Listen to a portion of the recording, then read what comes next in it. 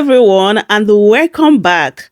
My people, Barrister Deji has finally finished Wike. Like, can Wike survive this? This is the most bitter truth I have ever heard concerning Wike. Yes, my people, like those people that are still hoping that come 2027, that Nigeria election is going to change, that we're going to have free and fair election, that Tinubu is not going to continue this and that. Like, we all are just living in denial, honestly. My people, Tinubu is busy putting his people in all the juicy positions in Nigeria, and Wike is busy making sure that the judiciary, they are comfortable by building houses, giving them gifts. Even Wike's wife is one of the judge in the appeal court. Then tell me, come 2027, how is Tinubu not going to continue? Even all the political parties in Nigeria, Tinubu is involved. Tinubu has people that are working for him in all the political parties. So it's not possible to stop Tinubu come 2027 if Nigerians still folding hands and believing that 2027 things is going to change. If at all that things is going to change, it's going to start right now. Like, Nigerians need to wake up and start working towards it, especially concerning electoral reforms. Yes, so let me just allow you guys so that you can just hear what Barrister Deji said in this particular video. Like, I remove my cap for this man, honestly. I'm not good at protocol, so I will not observe any protocol. Yes. So even when if they are VIP, I generally just don't observe. Ario was my best friend, like we all know. And I remain committed to that friendship until when God says or calls me home. Having said that, I must also say that Nigeria happened to Ario, and may Nigeria not happen to you. You see, when we say this prayer, people think it's a small prayer. But people don't understand how deep this prayer is. Nigeria happens to you when the system has been programmed to fail ab initio. And that's why Ario could not even get proper diagnosis on time. We didn't know what, so it was more or less a try and error thing. Oh, he has pneumonia. Oh, it's COVID. Oh, it's this. So they just kept diagnosing. They were just guessing. It's like when you take your car to a mechanic that is not a professional. He will say, oh, it's the carburetor. Oh, he will say, oh, it's the injector cleaner. Oh, it's this. So that was what happened to late Ario Dari Atoye, which was very unfortunate. I think Dr. Sam will bear me witness that over a year ago, we were here and we're having this same debate before the general elections. And Mike Igini was here and others, and they were sounding so optimistic about the election. I was the only one who told them that the election would be rigged. I was the only one who told them that the beavers will not work. I was the only one who told them that electoral transmission of votes will not happen. I was the only one on this pulpit who said Tinubu will win. I was the only one. So why are you first prophet? Yes. That was what he accused me of that time. Yeah, myself and Igini, we took a bet. Igini was beating his chest that elections were going to be free and fair, this and that. He said that the beavers, in fact, his word was that his word was that the beavers is a game changer. And I laughed. I said, beavers will not change any game. And I referenced 2019 election when I was speaking, and I said, Buhari lost that election. But immediately results started coming in. And they discovered Buhari was losing. They stopped transmission. And they switched off the server. And INEC went to court to say that they don't have a server. Before the election, the INEC chairman told Nigerians that there was a server before the election. And I said, if history is anything to go by, the 2023 election is not going to be any different. And all the speakers here disagreed with me. I said, okay. I told them, I said, we are just a month and they're about to go. And I'll be proven right. And I've been proven right. I do not want to sound like a bad prophet, like a prophet of doom. like I always sound. Like Dr. Sam accused me then, and I don't want him to accuse me of same today. But ours is a nation where Wike is building mansions for judges. This is a man who has been severally accused of trying to put judges in his front pocket. Same Wike has his cousin in INEC as an INEC commissioner. It was that guy that just conducted a Edo election. That is the country where you believe that elections will be free and fair. Or that when they are not free and fair, that you can get some recourse in the courts. We joke too much in this country.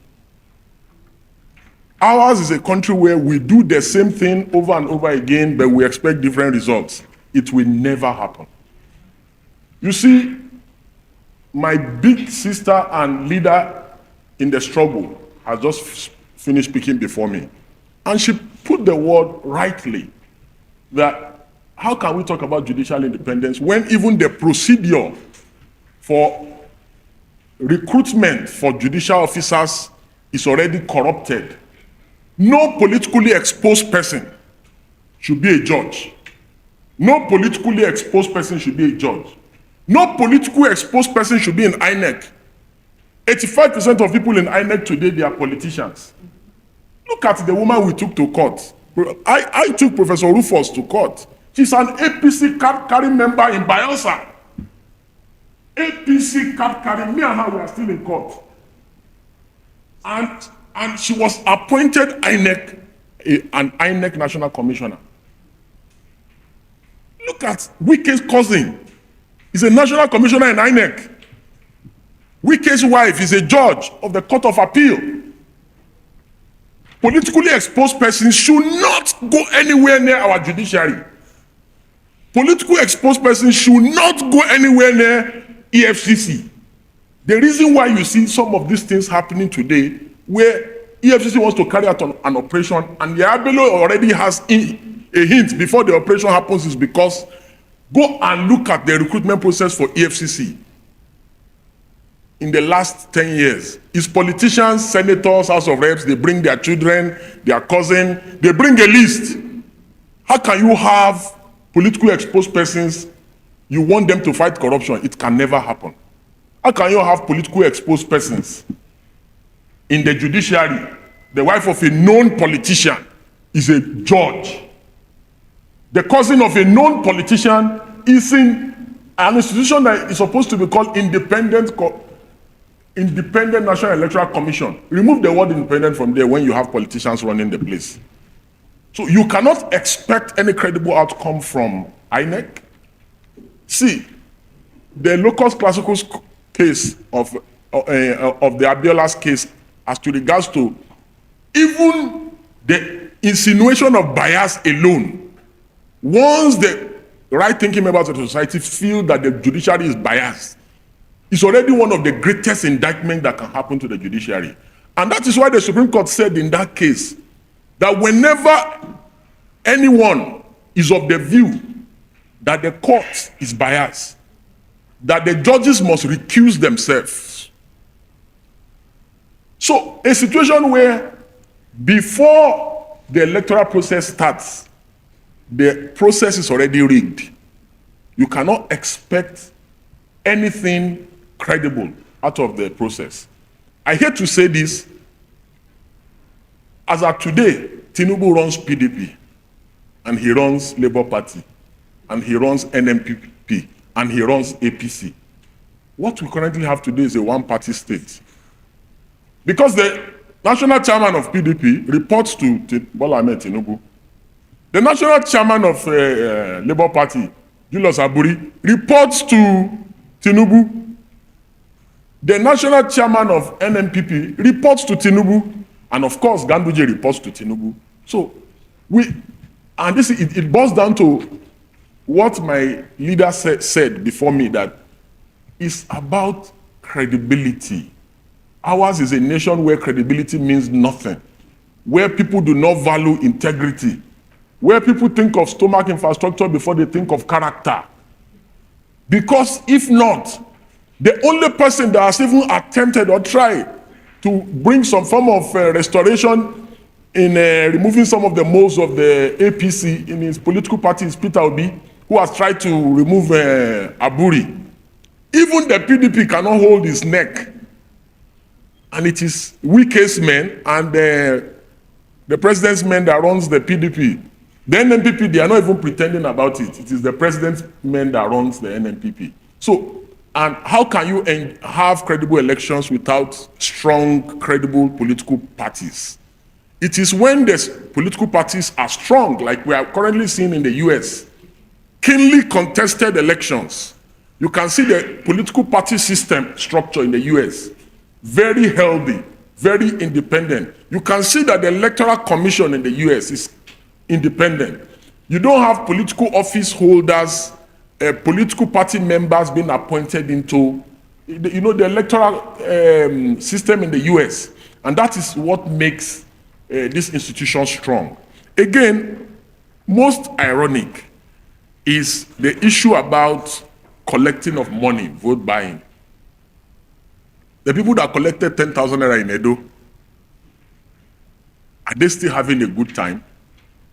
The INEC officials that were bribed with 10 million, 20 million, today, 20 million is the new 300K or 500K. Because no matter how much money for compromise you collect, it can never be enough. And that is why you see former governors who stole billions, 12 months down the line, they already look broke, wrecked. The money is cost. Corruption money is cost. I have never seen someone that stole government money that is doing well. I have never seen it.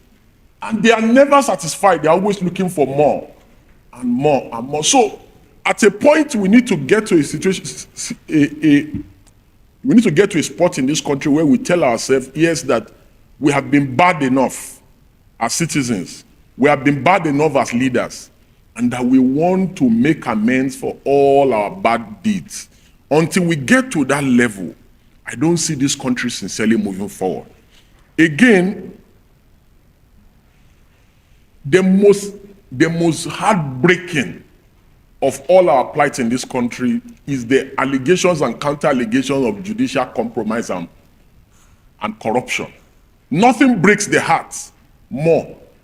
The reason why our economy is bad is because of those allegations. There's no economy that can survive a nation where the judiciary is not truly independent.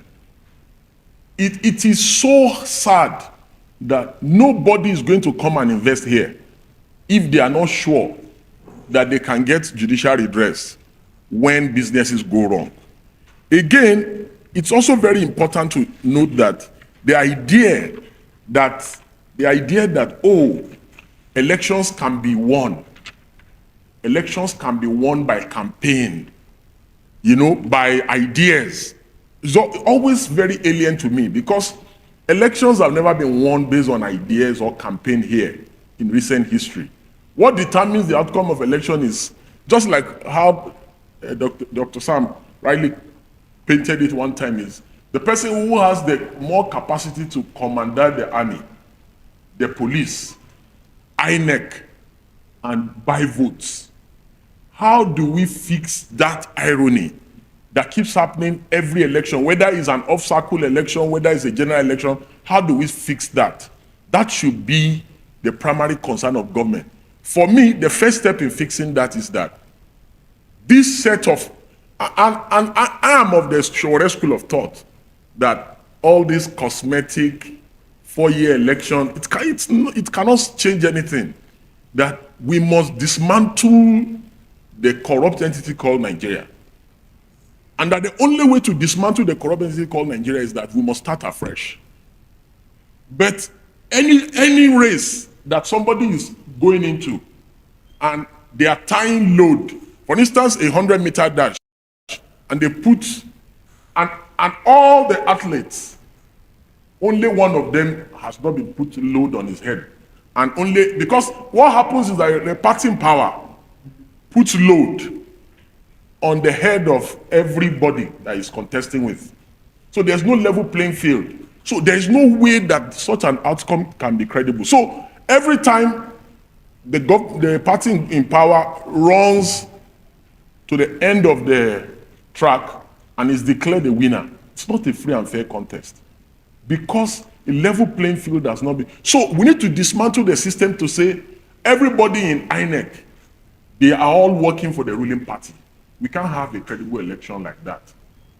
Everybody in the security, go and look at it. In Edo, they were arresting a particular party's member. Local government by local government, they have a list. So they arrest people that they feel that will pose threats to them on election day. And do you know the funny thing? Charges were never brought against those people. They were released 2 days after election when the aim has been achieved. And INEC is our greatest problem in this country. After INEC are the security agencies as regards to election. And I'll tell you why INEC is our greatest problem. Since 1999 till date, every election we have ever had in this country, people's bought votes, people stole ballot boxes, documented on video, everything.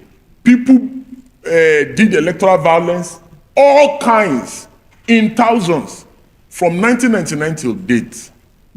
That is about 25 years. Not one person has been put on trial by INEC. Not one person in 25 years has been prosecuted for electoral offenses in Nigeria. Not one. So, indeed, INEC is our number one problem. The security agencies and our law officers are our second problem. And listen, very simple. Charges can be brought against all the people that perpetrated electoral malpractice in Edo. But the reason why they will not bring charges against them is because INEC does not have the political will. The president will not do it. Our law officers will not do it. So it is until you do it that we can now hold the judiciary accountable and responsible that, oh, we have filed charges against them, the judiciary has set them free. So while we can cry and complain about judicial complicity in the ongoing problems in our country, the most culpable is INEC. Because, in fact, we had written to INEC that if you do not have intentions of prosecuting people in Edo, that we will assist you.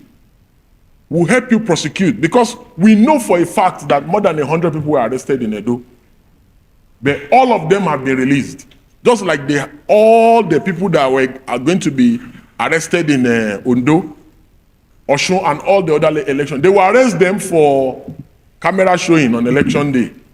And after that, they just set them free. So any nation where people do bad things and there's no repercussion, such a nation cannot develop. Whether it is electoral malpractice, whether it is crime simpliciter, whether it's misdemeanor, whether it's criminal offense, whatever it is that people commit crime. Because electoral crime is a crime. And it's a crime against the state. It's not a crime against a political party.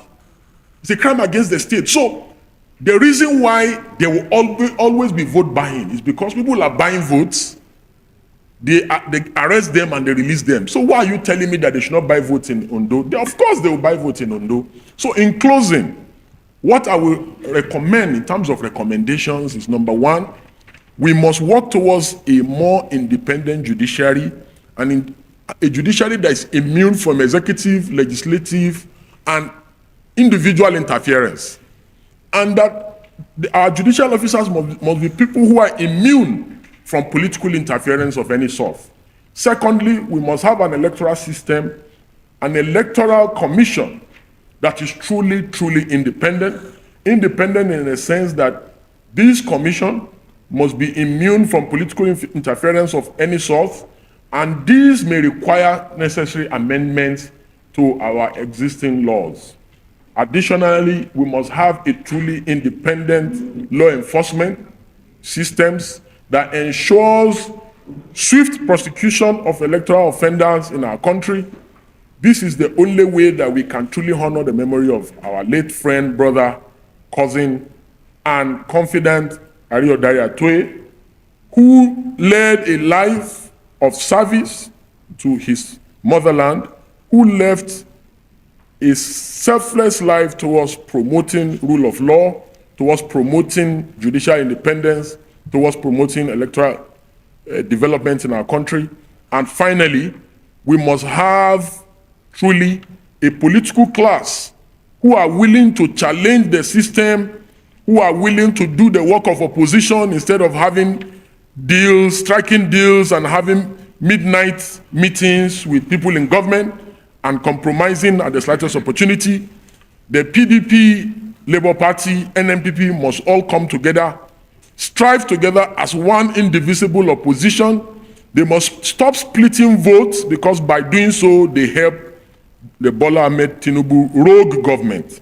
That if they are not united as one single whole, they will yet again work together for the re-emergence of Bola Ahmed Tinubu in 2027, so that he can unleash more harm upon our country and upon the citizenry. That all political actors must come together to ensure that Nigeria is salvaged from this ruthless and heartless regime of the Bola Ahmed Tinubu, and that if they do not do so, that they will wail for the next 4 years after this current term expires, and that they may think that election is all about popularity contest, as I believe, and I guess that many of them use elections as a way of fundraising.